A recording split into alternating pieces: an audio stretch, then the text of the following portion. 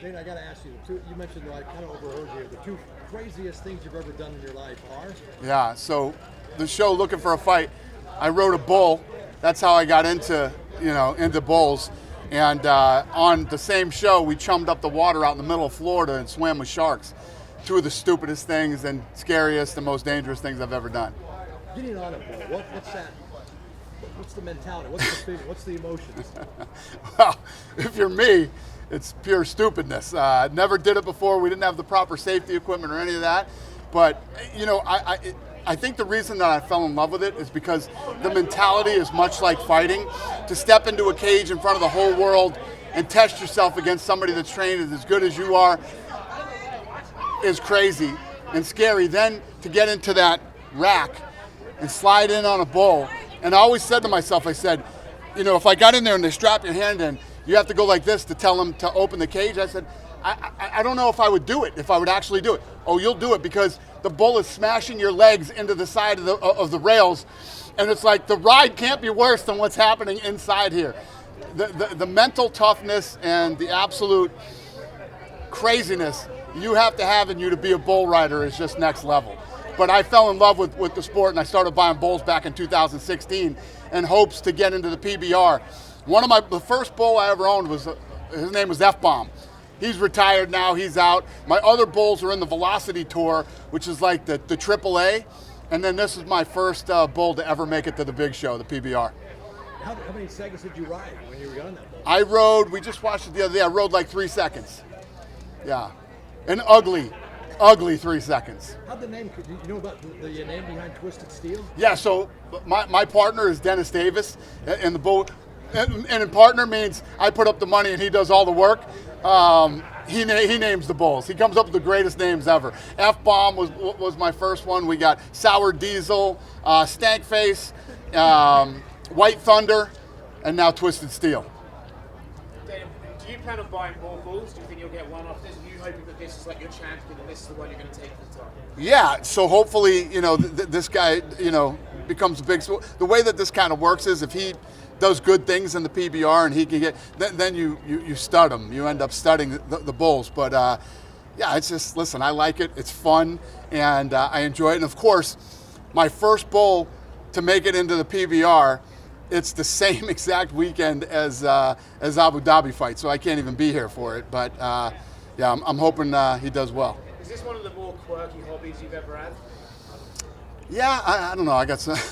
I don't know. I don't know the answer to that question, but it's fun. I enjoy it. I like being in the bull business, and I like. I finally have one in the PBR. I think this is where it starts to get really exciting. So if he can do something, it'll be fun. It's like, what it's like? It's no different than if you think back in the boxing days. All these guys, these hedge fund guys, these business guys used to back boxers to see if a boxer could make it up and win a world title. And once they won a world title, that was how everybody got their money back in the days. Michael Moore was backed by a bunch of finance guys and a lot of other fighters, but the bull business is sort of like that. It's a bit like owning a horse, right? Other guys buy horses. Yeah, that's the other thing. You hope to win, one of the big championships if you own a horse. I want to ask you a couple of questions. The bull riding's much cheaper. Much cheaper than the horses, yeah. And more violent and more exciting. Yeah, exactly.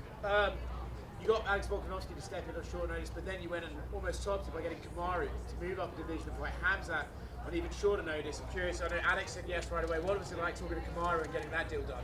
Yeah, listen, I said it yesterday, and I'll say it again today. The 4 guys that are involved in the main and co-main event going into next Saturday, it's what it's all about. I keep talking about Islam Makhachev's quote that he gave, and when an opportunity presents itself, if you're a real guy and you're in this for all the right reasons, you step up and you take these fights. And it's just, I swear to God to you guys, I got to find out if it's up yet. But I called the team yesterday. I said I want Islam Makhachev's quote in the Apex and I want it in the PI. It's going up on the wall. That's how much I love this shit. It's cool, right? Because for newer guys and up-and-comers, you understand why they'll take any opportunity to try and get their name. But for Alex and Kamaru, they're like 2 of the pound-for-pound best in the world, and it's still so cool to see them be this hungry and be like, oh yeah, I'll take this challenge, I'll meet this head on. But look at the buzz and the excitement. You know what I mean? The energy. What does that tell you? It tells you they made the right choice. And this is the type of stuff that we as fight fans love and get excited about.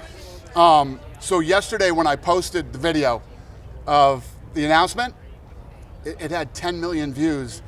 10 million views in like 10 hours. So it's just, that answers all the questions.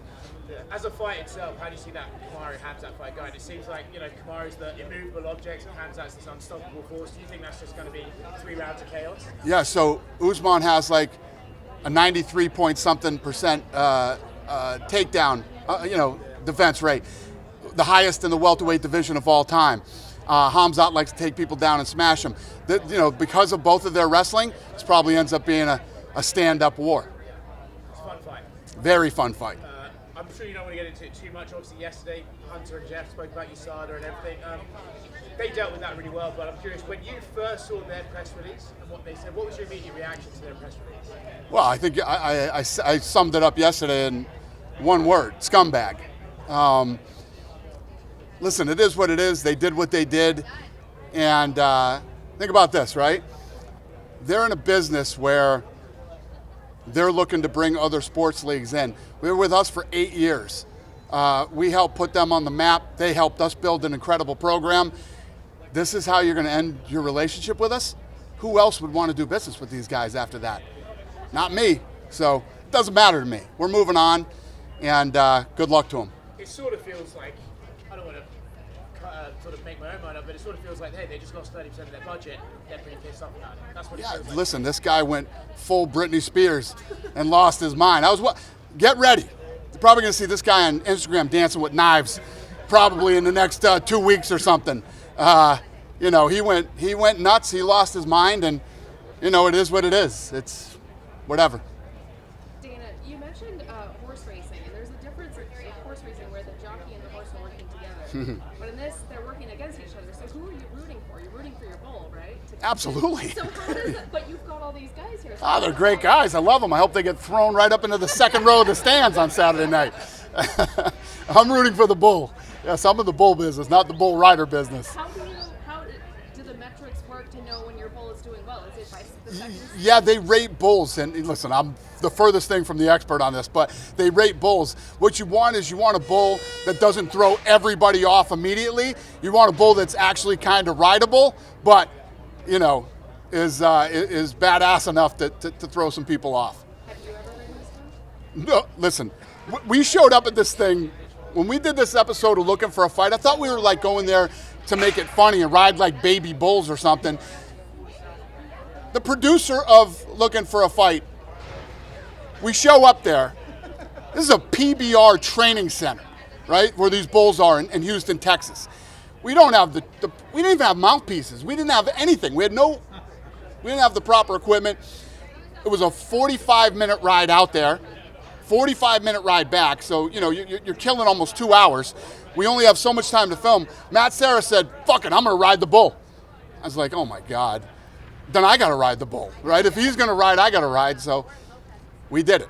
And it was, it's not something that I would say that everybody does or should try it once in their lifetime. It's the exact opposite. But we did it, and I lived through it, and it got me into this sport. If you can compare Twisted Steel to one UFC fighter, who would it be? Well, all these bulls. I mean, these bulls. It's funny because it's crazy to compare it, but it's so like fighting. Bull riding is so much like fighting. First of all, the mentality you have to have, the durability, the toughness, the ability to separate fear. You know what I mean? When you saw when he was inside that chute there for the weigh-in. Now imagine climbing up on that fence and sliding your legs down in there and having them strap your hand to him and then letting him run out here. And it's one of the scariest, most adrenaline-filled insanity. It's fucking nuts. And think about this. Imagine showing up to T-Mobile Arena. The place is sold out and packed, and the whole world is watching on television, and getting in the cage and actually fighting somebody else. I mean, they are very similar when it comes to the mentality and the toughness and just the to be able to separate yourself with fear and anxiety and all the things that go on, in facing something like this. They're very, very similar. Danny, maybe it's not fair, but you mentioned you'd love to see the cowboy get thrown into the second row. Which UFC fighter would you want to put on a bull? I don't know. Listen, I think that, to be honest with you, a lot of our fighters, you know, these are tough guys. I mean, when you see some of the, and girls, tough guys and girls, when you see what these guys do in the cage and how they come out after a fight, our fighters could be bull riders, and these guys could probably be fighters. If you know, it's very similar. It's probably why I like it so much. Now, your partner in Twisted Steel, he said that he puts his bull riders up against the fighters as the toughest guys in the world.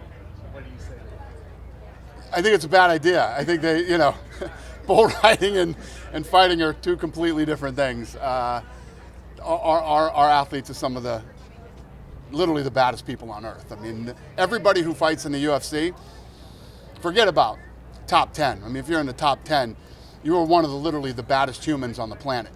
And yeah, they want to stick to bull riding. They don't want to fight. Now, when you named your other bull Stankface, Yeah. were you thinking of a UFC fighter? No. Dennis names all the. Dennis comes up with the greatest names of all time. I love his all the names he comes up for these bulls. They're awesome. Speaking of F-bombs, how many F-bombs did you drop when you rode the bull? Not man. I was dropping some F-bombs before I got on the bull. Yeah, I actually wasn't saying much, man. I was just trying to mentally get in the zone and get on this thing. Sarah had just done it. He lived, so I just did it. You just kind of go on autopilot and just do it. Cool?